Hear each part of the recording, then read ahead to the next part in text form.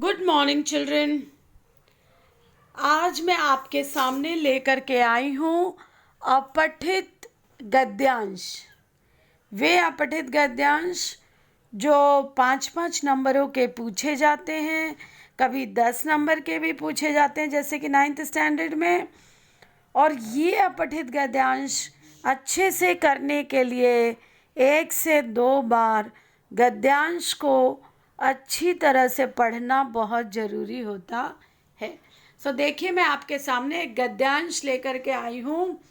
मानव को मानव के रूप में सम्मानित करके ही हम जातीयता, प्रांतीयता, क्षुद्र राष्ट्रीयता और अंतर्राष्ट्रीयता के भेद को तोड़ सकते हैं।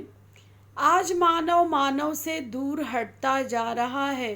वह भूल चुका है कि देश और धर्म और जाति भिन्न होते हुए भी हम सर्वप्रथम मानव हैं और समान हैं तथा सभी की भावनाएं और लक्ष्य एक ही है।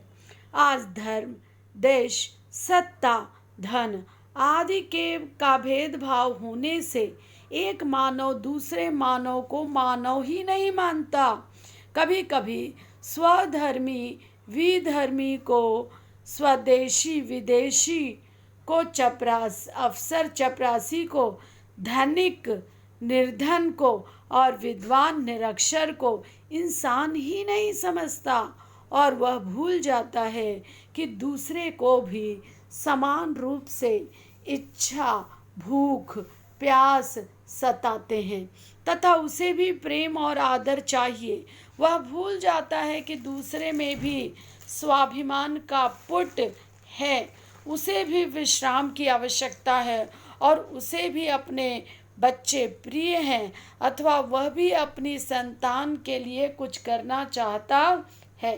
सत्ताधारी मनुष्य दूसरों को कुचलकर सुख सुविधाओं पर एक अधिकार कर लेना चाहता है, लेकिन एक आकाश के नीचे रहने वाले इंसान तो सब एक ही हैं। भले ही कोई कुदाल लेकर श्रमिक का कार्य करता है, कोई कलम लेकर दफ्तर का, किंतु लक्ष्य एक ही है, समाज का अभ्युदय। कार्य भेद होते हुए भी सब इंसान इंसानी बिरादरी के एक से हकदार हैं। सब भाई ही हो तो सब भाई ही तो हैं, सब ही अपने अपने स्थान पर विशेष हैं। मानव का नाता ही श्रेष्ठ नाता है। नौकर कहकर पुकारना मानो मानव का अपमान है।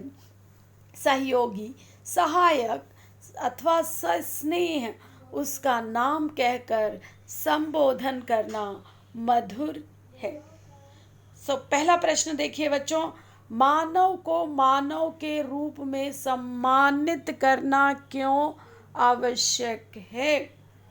जातीय, प्रांतीयता, क्षुद्रता, राष्ट्रीयता और अंतर्राष्ट्रीयता के भेद को तोड़ने के लिए, जातीयता, प्रांतीयता, राष्ट्रीयता और अंतर्राष्ट्रीयता के भेद को जगाने के लिए, जातीयता, प्रांतीयता, राष्ट्रीयता और अंतर्राष्ट्रीयता के भेद को स्पष्ट करने के लिए, जातीयता, प्रांतीयता, राष्ट्रीयता और अंतर्राष्ट्रीयता को भेद को बढ़ाने के लिए। बच्चों, इसमें first option is the right option, पहला वाला। जातीयता, प्रांतीयता, क्षुद्र राष्ट्रीयता और अंतर्राष्ट्रीयता के भेद को तोड़ने के लिए, हमारे बीच में जो ये भेदभाव है उसको तोड़ने के लिए first option is the right option. मानव क्या भूल चुका है? मानव जीवन सभी के लिए समान है।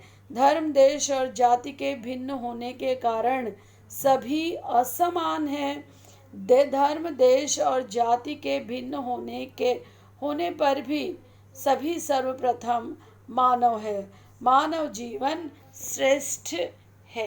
क्या भूल गया है बच्चों?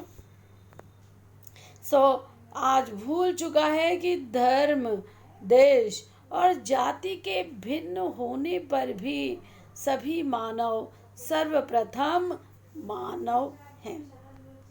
नेक्स्ट क्वेश्चन देखिए बच्चों, सत्ताधारी मनुष्य क्या चाहता है?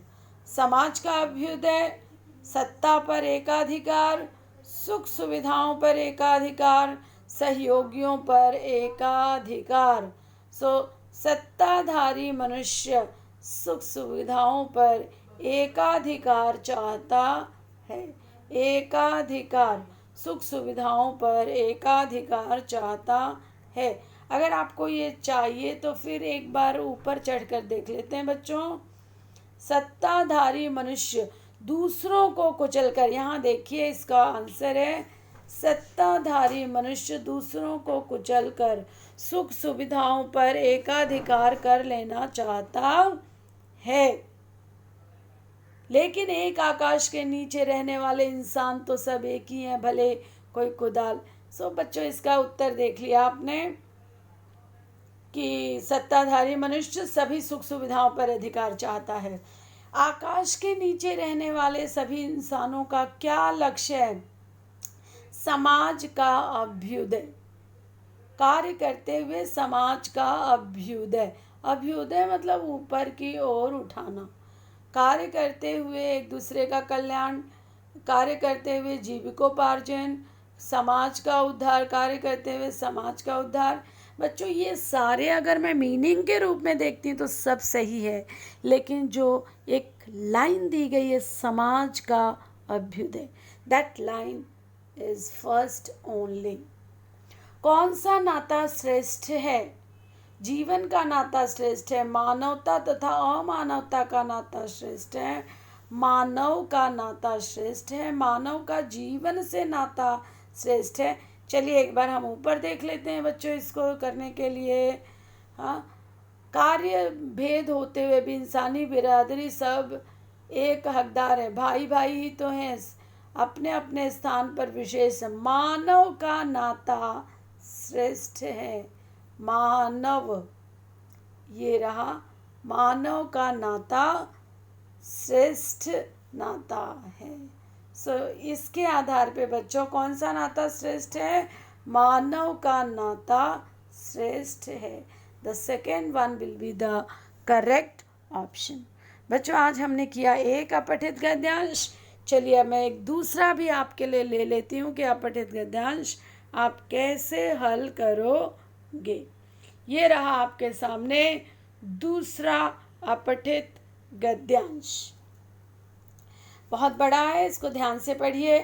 अपने इतिहास के अधिकांश कालों में भारत एक सांस्कृतिक इकाई होते हुए भी पारस्परिक युद्धों से जर्जर होता रहा। यहाँ के शासक अपने शासन कौशल में धूर्त और असावधान थे। समय समय पर यहाँ दुर्भिक्ष, बाढ़ तथा प्लेग के प्रकोप होते रहे, जिससे सहस्त्रों व्यक्तियों की मृत्यु हुई। जन्मजात असमानता धर्म संगत मानी गई, जिसके फलस्वरूप नीच कुल के व्यक्तियों का जीवन अभिशाप बन गया। इन सब के होते हुए भी हमारा विचार है कि पुरातन संसार कभी संसार के किसी भी भाग में मनुष्य तथा मनुष्य के राज्य से ऐसे सुंदर और मानवीय संबंध नहीं रहे हैं।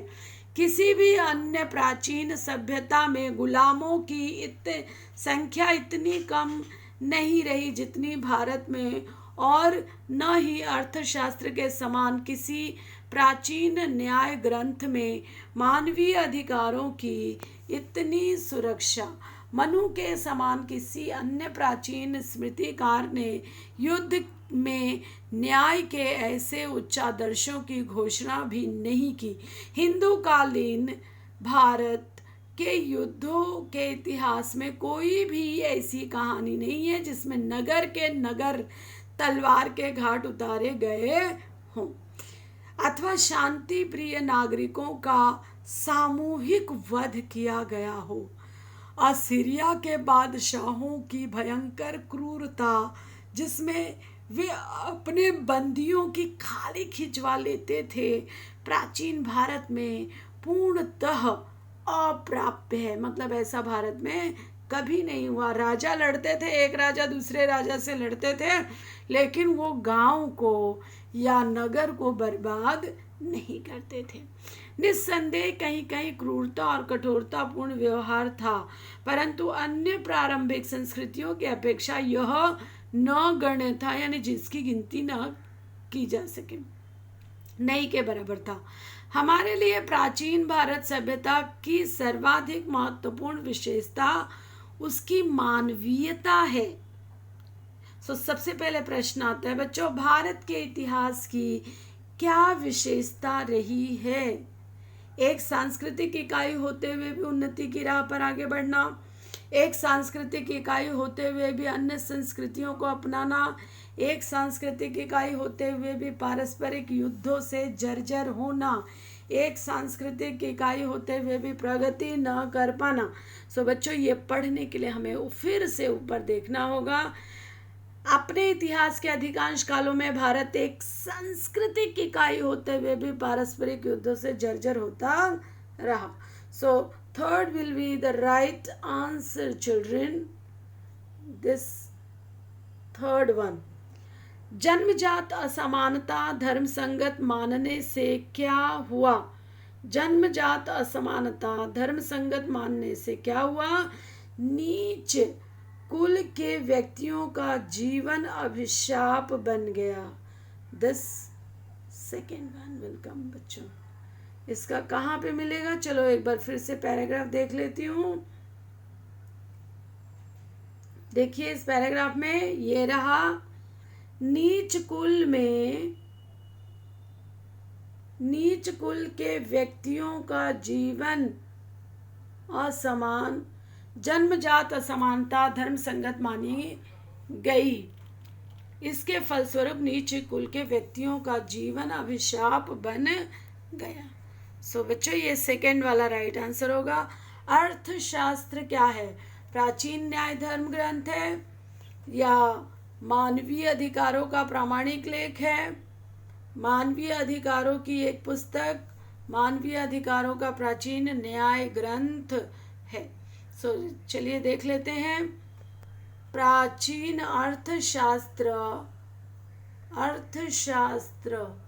अर्थशास्त्र के समान किसी प्राचीन न्याय ग्रंथ ने मानवीय अधिकारों की इतनी सुरक्षा नहीं की। अर्थशास्त्र प्राचीन न्याय ग्रंथ, मानवीय अधिकारों के प्राचीन न्याय ग्रंथ, मानवीय अधिकारों की प्राचीन न्याय ग्रंथ। The fourth one will be the right answer. मानवीय अधिकारों का प्राचीन न्याय ग्रंथ। भारत में क्या अप्राप्य है?